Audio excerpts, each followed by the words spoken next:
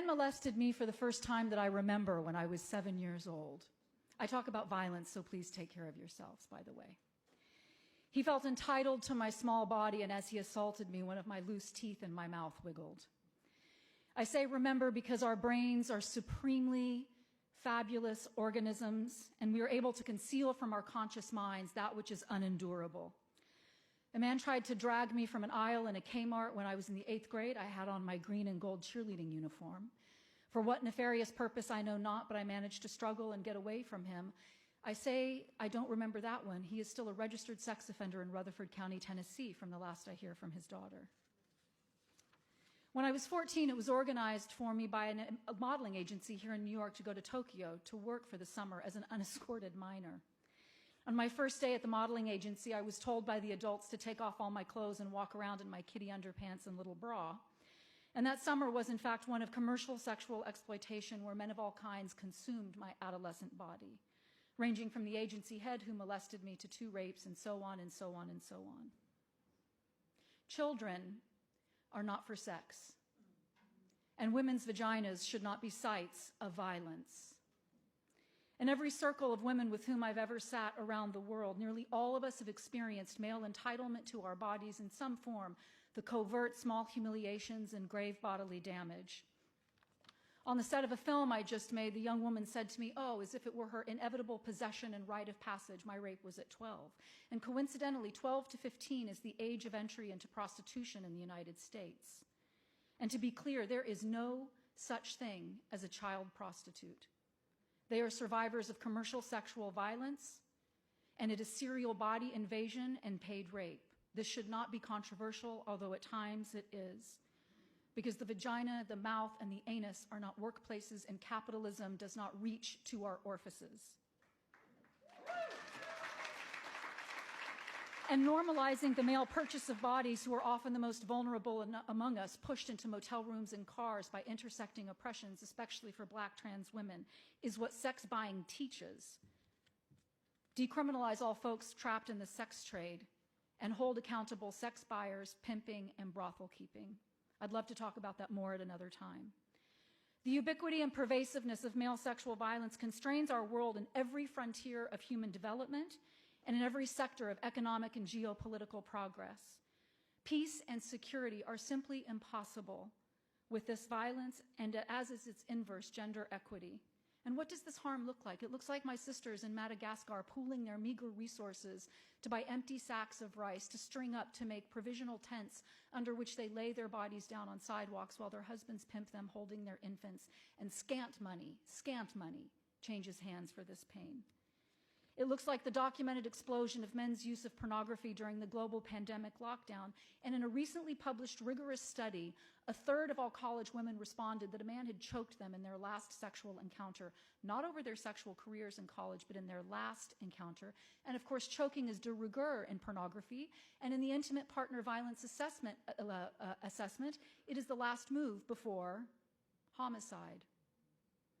It looks like my chosen niece, well, I was trying to watch Kentucky basketball, bringing up pornography and how the boys in school insist that her peers at the age of 14 perform the sex acts they've learned in violent, racist, and misogynistic pornography.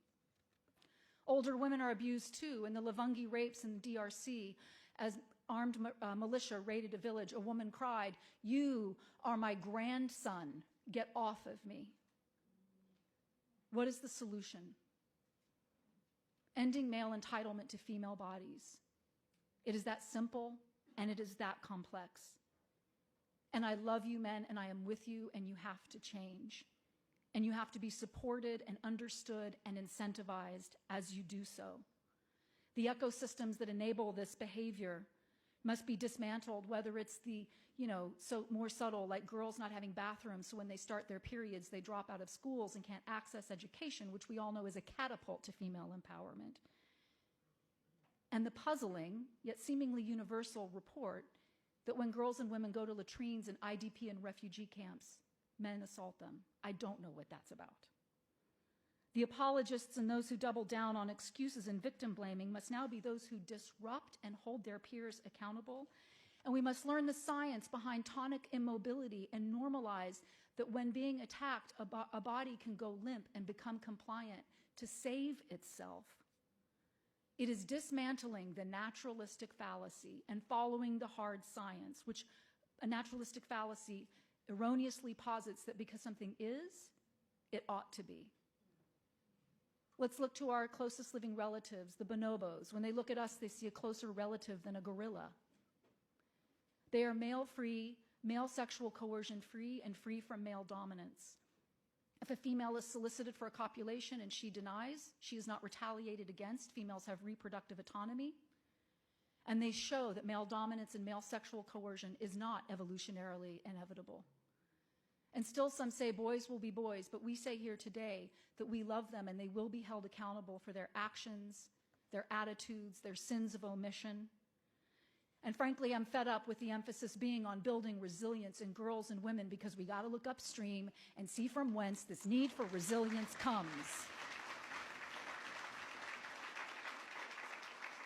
Now, it seems like you're with me, but I kind of assumed this is the part where I've lost everybody and the media calls me a man-hater, and of course my social media goes bananas with rape and death threats. I'm used to that. And this will be what it will be because we're here to tell the truth. This is telling truth to patriarchy, just like when I lost a big job after the Women's March. I quoted the president. He said it. He got elected. I quoted him. I got fired and lost income that would have changed my life. Male sexual violence is the up with which we will not put, and for me, it's just the hill on which I'm willing to die. I've seen too much agony, too many shattered souls, and too many women controlled and held back as farmers, as civil servants, as contributors to their community because they couldn't plan and space the births of their children because when they introduce family planning, they get beaten, or used for household labor and fetching water and cooking and cleaning while their sons eat more than they do. Where's the hope?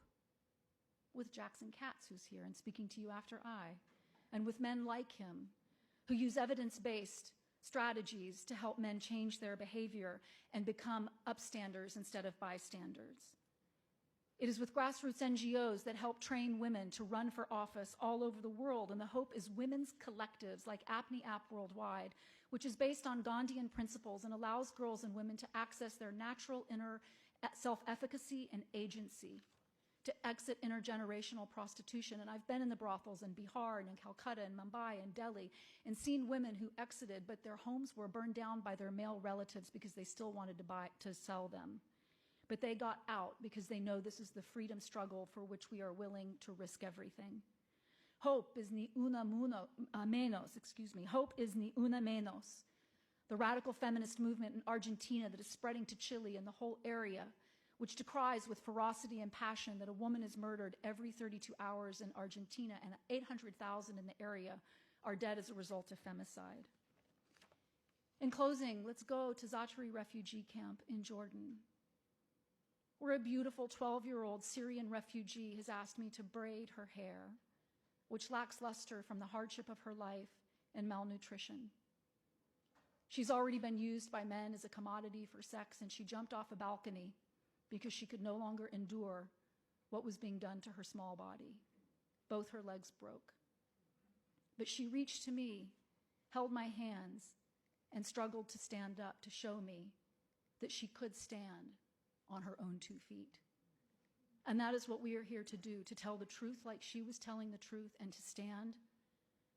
So join her and me in telling the truth about male sexual violence. Tell it in your workplaces, tell it on the streets, tell it in public transportation. Tell it in your bedrooms.